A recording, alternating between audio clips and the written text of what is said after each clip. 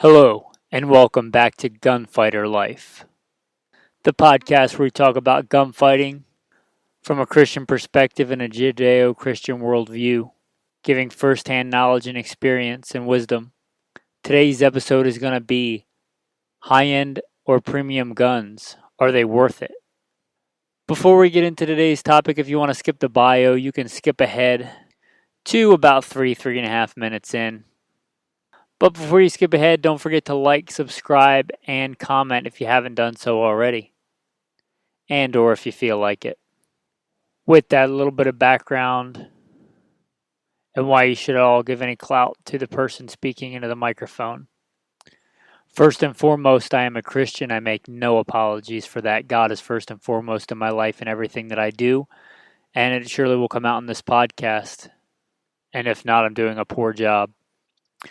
Grew up in the southeastern United States, shooting and hunting and fishing at a very early age. Joined the Marine Corps at 17, where I did a couple of combat tours in Iraq in the infantry as an assaultman. After my combat tours were done, I was an urban warfare instructor for the United States Marine Corps. After my Marine Corps time, I worked for LAPD at regular assignments and more specialized assignments.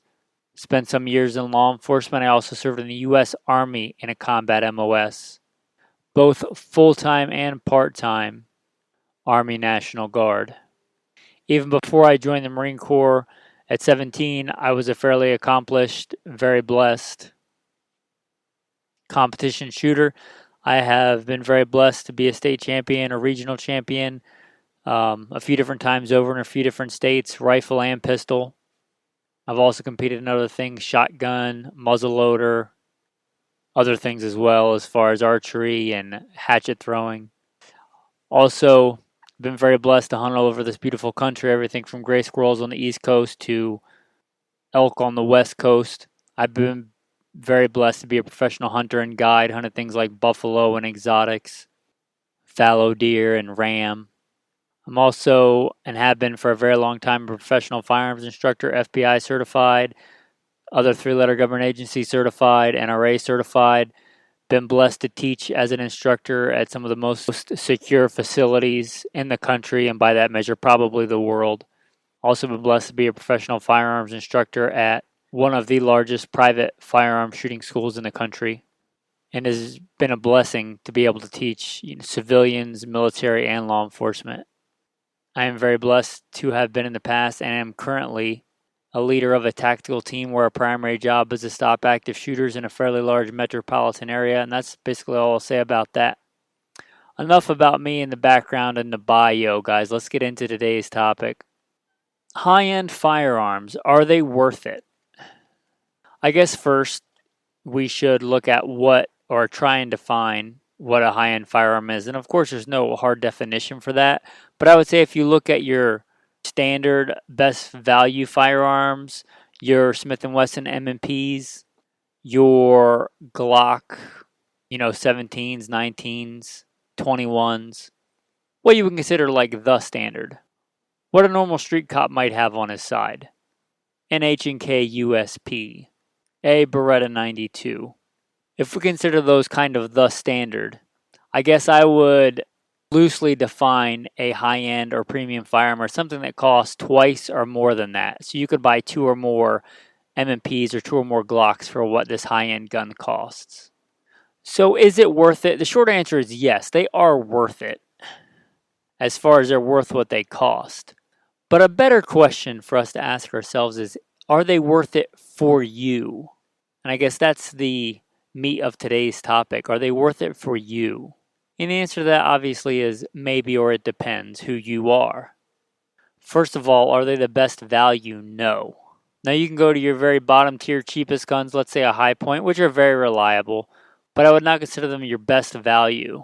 Your Jennings, do they work? Yes. Are they the best value? No. If you look at your best value, again, we're going to go back to your Smith & Wesson M&P, your Glocks, your Beretta 92. Oh, and I guess the big one now, one of the big ones now, the SIG 320s. They're kind of your general purpose guns, your best value. And that they give you the best and most amount of firepower for the money that you're spending as far as reliability goes, as far as name brand goes, as far as holding their value on the used market, as far as where most people's skill level is. I'd say those are probably your best value. So do high-end guns make sense for a value perspective in the normal sense of an average shooter that's going to go out and shoot it once in a while and train with it once in a while and maybe sell it and trade it out for something else later? Are these high-end guns the best value for that? No, I would say they're not. It's kind of like anything else. You get into a bracket where if you want to get slightly more performance, you exponentially spend more money. And you can see that similar curve in anything from, a chef's knife to a race car. And I'm just using this as a hypothetical, guys. Let's say you can get a functional steak knife or a chef's knife for, $15. You can get a good, decent, solid chef's knife for $50, and you can get a super high-end chef knife for $400. Your best value is going to be probably in that $50 price range. Is the $400 knife better than the $50 knife? Yes. Is it 8 times better? Only to a very small select group of people. Let's look into firearms for that analogy. Now you can get a break action, at least I think even now in the gun ammo apocalypse of what is 2020, 2021, you can get a good break action shotgun of whatever make they sell at Walmart or Big Five or wherever you are. A single shot break action 12 gauge shotgun for $100, give or take a few dollars, let's say. You could also get a Maverick 88, which is kind of like the budget version of a Mossberg 500, for let's say $150, $180, $200, somewhere in that price range. You could also get a Benelli for one of the M series, M1, M2, M3, M4 for a couple of $1,000. Now the best value, and that's probably going to be your Maverick 88.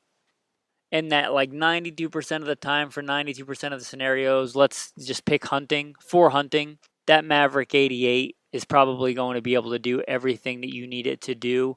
And you're probably not going to see 10 times the advantage for spending 10 times the money on a Benelli. Is the Benelli a better shotgun? Yes, it is. I'm very blessed to have a Benelli, and I've had several. It is a fantastic, phenomenal shotgun. But if I'm being realistic, if I'm going out in the field and hunting ducks or hunting doves, or even have it next to the bed for home defense, is that Maverick 88, for $200 as good? 92% of the time, and I make 92% up just out of the air, not based on anything. Is it probably just as good? Yes. Is that Benelli better? Yes. Now, there's many different categories of gun owners, many different categories of shooters, and guns are different things to different people. Let me speak to what guns are for me. Guns are for me a way to use the talents and the skills that I've been blessed with that God has given me, develop and further those talents. For Jesus says, take the talent from him and give him to the one who has 10. For to he who has, more shall be given, and he will have an abundance. But he who does not have, even what he has will be taken away. Use the talents, use the skills you've been given. That's what guns are to me, a way for me to use that talent and transform it into a martial skill. As you heard in the bio, I am a professional gunfighter and have been for pretty much all of my adult life. I use those guns as a way to protect life, other people's lives, even more than my own, to keep people safe, to be able to project force, to take those resources in the form of whatever, let's say money that's given to me in exchange for my time and labor, and transform that into a tool that can further develop talent, skills, and abilities I've been given to protect others. That's what guns are to me. You could say the same with something else. Let's take what a Bible is for me. If I take the aptitude that I've been given and blessed with, say the ability to read, couple that with the time to study the Word of God, the Bible, that translates into knowledge of the truth. You shall know the truth, and the truth shall set you free. A Bible just sitting there unopened doesn't do much for me. A gun just sitting there in the box doesn't do much for me. Only when a Bible is opened and read and understood by the gifts and grace of God, only when he removes the veil from my heart and from my eyes, does that translate into knowledge of the truth. That firearm is just a hunk of metal until I use the blessings and the talents and the skills and the calling that I've been given by God to translate that into, let's say, martial aptitude and the ability to defend life and preserve life. As we said, there is a large spectrum of gun owners. There are gun collectors who buy guns and never shoot them as an investment to enjoy. They might buy a gun and it might stay in a box the entire time and never have a round fired through it, save what was fired through it at the factory. There's one step above that, the guy that buys a gun that he really likes and takes it out and shoots a box of ammo through it and it sits in his closet for 20 years. There's a guy that buys guns for fun, and there's nothing, that's fine. They buy guns for fun. They take them out. They shoot them with their buddies. They're safe. They're responsible. They don't so much care about developing and mastering a skill. They care about going out and showing and hanging out with their friends. It's a way to socialize. It's a way to have fun, a form of entertainment. There are gun owners and shooters who want to be practical. They see it as a practical tool to defend family, to defend loved ones, to put food on the table. There are the professionals, the people that professionally use guns in any manner of ways. And then there are those who master the firearm or aspire to be masters and experts with a firearm, who seek to be as good as they can be, develop the skills and talents that they've been blessed with as much as they can to be experts and masters. And you could fall anywhere in that spectrum. It's not like a ladder with different rungs. Just think of it more like a ramp. Like you could be anywhere from the bottom to the top on that. And I'm not putting down any of those groups or anywhere in that spectrum. All of those are great and totally fine and wonderful. There's nothing wrong with anybody on that spectrum. So, how do you determine if premium firearms are worth it to you? Well, perhaps paradoxically, I think they make the most sense for those at the very far ends of that spectrum, for both ends. To the collector who's going to buy the gun and never shoot it, premium guns make a lot of sense as an investment. Instead of going out and buying the standard SIG, I think it is 229, which they make a ton of, and it's a great gun. That collector goes out and buys the, whatever it is, the M11, M18, the Navy SEAL commemorative version of that gun. And while the regular version will go up a little bit in value if he just keeps it in a box and doesn't shoot it, probably outpace inflation. That collector commemorative one that they make a limited run with the logo and everything on it that's super nice, premium, high-end, that one is certainly going to go up more in value. Back in the, 70s, 80s, collector didn't go out and just buy, not just, it's a good gun too, but a Colt Police Positive. They went out and bought a Colt Python, beautifully blued, and kept it in the box with all the paperwork. That was a good investment to buy that premium gun at the time. So it makes the most sense to buy premium guns for that collector who's never going to shoot that gun. Likewise, I would say that high-end gun also makes the most sense for the expert, for the master, for that aspiring master that can wring their performance out of it. If you give someone, that goes out and shoots a couple of times a year, who's never really taken any formal training, save them being some kind of savant, super blessed, to just be a naturally gifted expert shooter. It's just a person that goes out and shoots once or twice a year. If, let's say, they're happy to shoot and their skill level allows them to shoot a 6-inch group at 7 yards, and that's what they train at, because that's, let's say, what the FBI says is the median distance.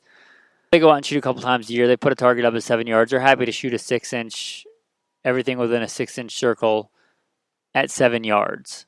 Does it really make sense for that guy to go out and spend $3,000 on a handgun, over $550 to $650 on a Glock?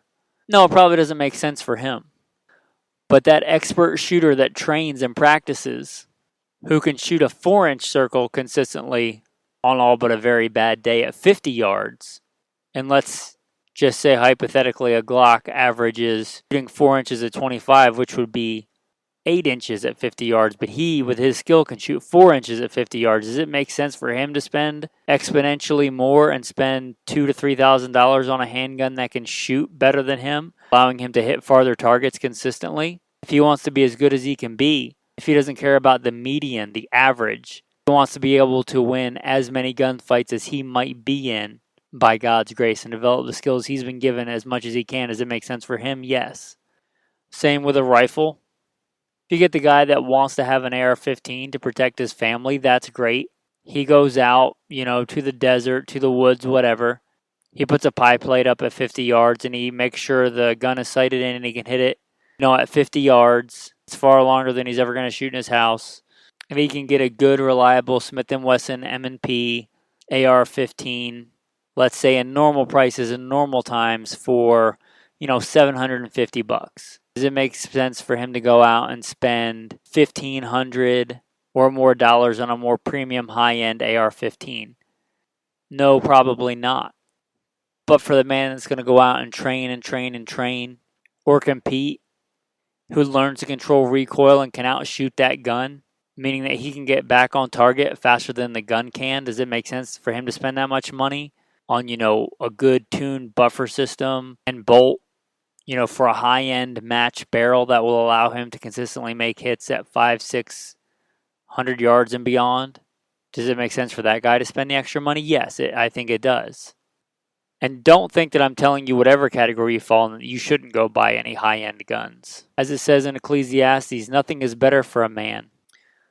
Nothing is better for a man than that he should eat, drink, and that his soul should enjoy good in his labor. That is, I saw from the hand of God. Ecclesiastes 2:24. So if you really want it, you worked for it, and you have the money for it, I think by all means, if you want it, you should get it. Whatever category you fall in. There may be a gun that you just really want. It might be a premium high-end gun. And as long as you've been blessed with the resources to get it, and it's not a foolish purchase on your part, meaning like you're taking food out of your family's mouth to get it, I think there's nothing wrong with you getting it. I'm just talking about where it makes the most sense logically for premium high-end guns. You take the John Wick handgun. Maybe they've made a new John Wick, but I'm talking about, I think, the one in the last movie. An STI 2011. I forget exactly what model the John Wick one is. Combat Master, maybe. Now, no doubt that gun can. You don't know what I'm talking about. Don't worry about it. Look at the gist of it. If that gun can make .11 splits, if that gun can shoot super fast and recover super fast, and you give it to a novice or new shooter who flinches or blinks every time he pulls the trigger, and he hasn't trained his trigger finger to move that fast, is it going to really help him to give him that gun? Probably not very much. Especially if he's spending his money on it, certainly not as much as it would be to get, like, let's say, a Smith & Wesson M&P and spend all that money on ammo and professional training that he would give for the same amount of money for spending $5,000 or $6,000 or $4,000, however much that gun costs. Are they worth it to me? Yes, they're worth it to me because other people's lives depend on it. Because I can shoot with fast split times. I've been very blessed by God's grace to be fast and accurate on a gun. Let's say, a classic scenario, there's a guy with a knife charging at somebody 21 feet away. Could, 80% of the time I stop that guy, probably just as neutralize that situation with a Glock, 17. Yeah, 80% of the time I probably could. And I'm just making up the 80% number. It's not based on anything. But what about if that guy's hopped up off the amphetamines and he doesn't go down in 2 shots? It takes 8 shots, which is not unheard of for 8 shots or more to be needed to take out a determined attacker, especially with a handgun round. Now, if he's charging at you or your loved ones, and that premium high-end gun lets me get off 8 shots, well aimed, in the amount of time that I can get off 4 shots with a Glock, is it worth it? I think your life's worth it. So hopefully this podcast made you think, guys, about what's important, about what guns are to you, about getting out there and using the talents and gifts that God's given you in the right way for the right reasons. Remember, it doesn't matter if you win 100 gunfights, if you die and go to hell. Better to die tomorrow and go to heaven. Remember what's really important. If you like the important stuff, you might also like another podcast that we do, Simple Man Sermons. The preachings of a simple man called by God to share the good news of Jesus Christ. You may also like the Alpha Male podcast. You can pretty much figure out what that's about by the title. You can find all of those at goodshepherdtraining.com, goodshepherdtraining.com, or Good Shepherd Training on Patreon. Podcasts aren't free. If you like this, if you thought this podcast is worth $1, give $1. If not, don't, and don't feel guilty about it. What I'd rather you do is share this podcast with 1 or 2 people that you think would benefit from it. Or if you don't know anybody and you think it's good, just like and subscribe. And if you like this one, like I said, you may like Simple Man Sermons and Gunfighter Life. All right, guys, with that, I think I'll wrap up this episode of Gunfighter Life. Thanks, guys, and have a blessed day.